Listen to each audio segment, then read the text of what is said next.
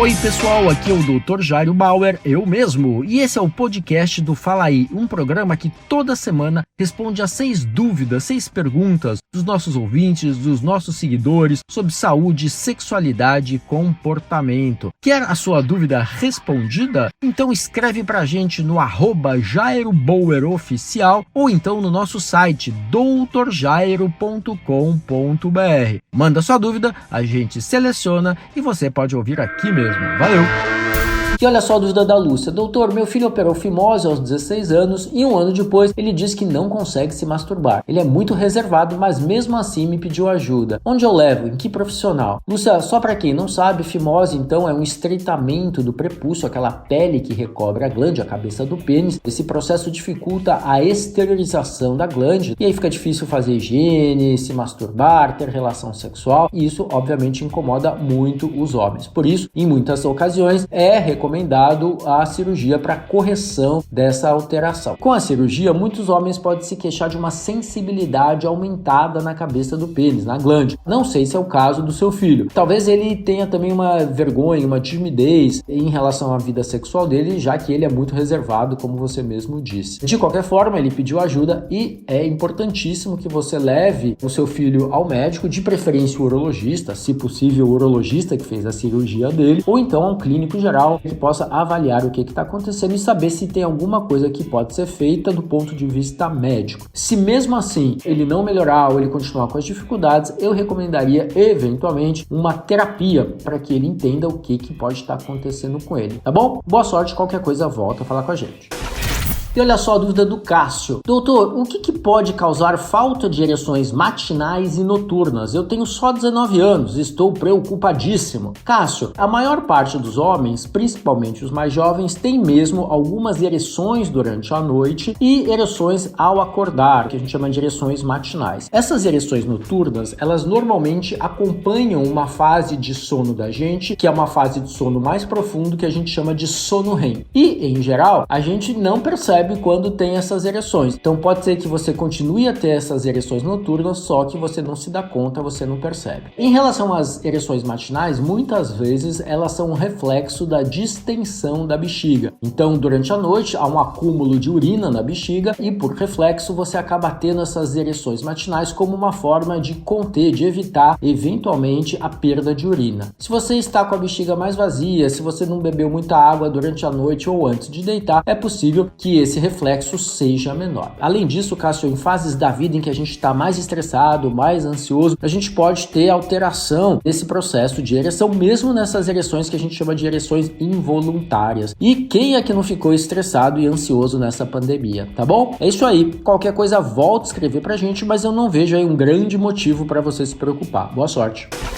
E olha só a dúvida do Luiz. Doutor, é verdade que masturbação aumenta os hormônios de crescimento e deixa a gente ficar mais alto? Não, Luiz, esse é um mito que cerca a história da masturbação. Você sabe que tem uma série de afirmações que são feitas aí em relação à masturbação que, em boa parte das vezes, não são verdadeiras, não são verídicas. Então, por exemplo, masturbação faz cair cabelo, masturbação causa impotência, masturbação faz aparecer espinha. Nada disso é verdade. Da mesma forma que não procede essa correlação que você está fazendo entre masturbação, aumento dos hormônios de crescimento que eventualmente fariam a pessoa ficar mais alta. Então uma coisa não tem relação com a outra. Uma dieta saudável, atividades físicas regulares, boa qualidade de sono, isso sim interfere na liberação de hormônios de crescimento e pode fazer com que você atinja o seu potencial genético de estatura. Na verdade, a estatura final da gente está de alguma forma programada nos nossos genes. Se seu pai e sua mãe são mais baixos, é mais possível que você seja mais baixo. Se os dois são mais altos, é possível que você seja mais alto. Isso tudo, de alguma forma, já está previsto na nossa genética. Tá bom, Luiz? Não encane com a masturbação e saiba que muitas das afirmações ligadas a ela não são verdadeiras. Na dúvida, cheque com o seu médico. Valeu!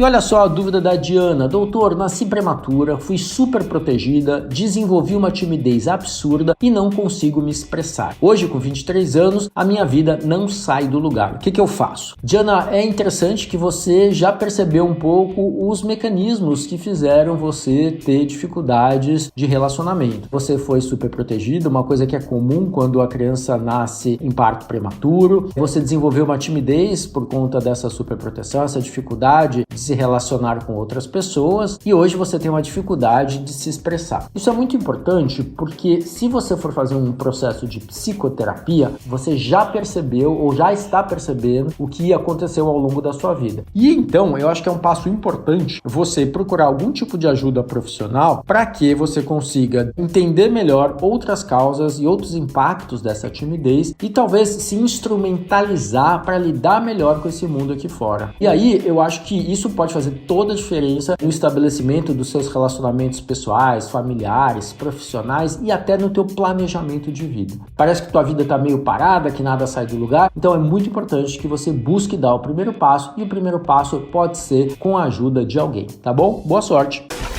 E olha só a dúvida do Neto. Doutor, sou ansioso, meu humor varia muito e tem dias que nem eu me aguento. Eu tenho 36 anos e as minhas relações com a família e com os amigos andam péssimas. O que eu faço? Neto, isso parece diferente do transtorno bipolar em que a pessoa tem fases de mania e fases de depressão. Então essas fases, elas se intercalam e podem durar muitas vezes algumas semanas. Pelo que você está contando, esse seu estado de humor varia várias vezes durante o dia e tem dia que nem você se aguenta. O que mostra pra gente que talvez você esteja irritado, ansioso, estressado, sobrecarregado e muitas vezes isso acontece por conta de trabalho, de relações familiares, desse momento de isolamento e de distanciamento social que a gente está vivendo, que está impactando profundamente as nossas emoções. Então, talvez você já tivesse essas oscilações de humor, só que nesse momento elas estão mais intensas e você muitas vezes não está dando conta do recado. Em relação aos amigos e as famílias que você está tendo problemas, eu acho que vale a pena conversar, explicar que você não está legal, que você está numa fase difícil, que você está oscilando muito. Acho que esse é o primeiro passo. O segundo passo é talvez procurar a ajuda de um especialista, um terapeuta, um psiquiatra, um psicólogo, enfim, alguém que possa de alguma forma avaliar isso melhor com você e te dar algum tipo de apoio profissional, tá bom? É isso aí, boa sorte!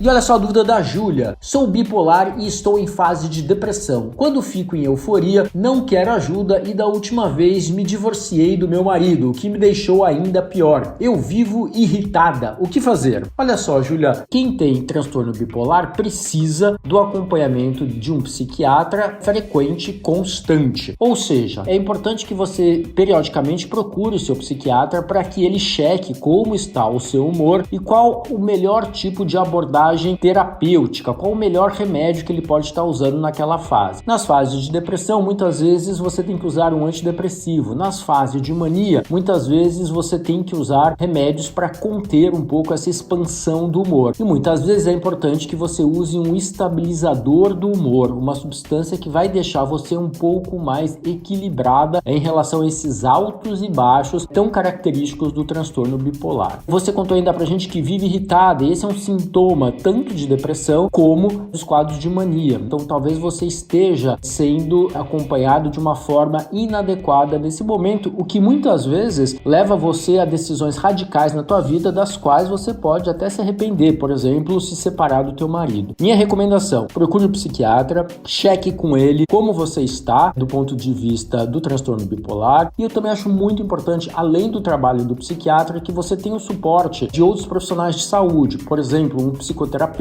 um assistente social, que junto com você vão pensar nos melhores caminhos para que a sua vida seja mais tranquila, mais estável e que você possa ter suporte quando precisar. É isso aí. Tá com alguma dúvida? Então escreve pro nosso Instagram, @JairoBauerOficial, ou ainda pro nosso site, doutorjairo.com.br. É isso aí. Você ouviu Fala Aí, com o Dr. Jairo Bauer.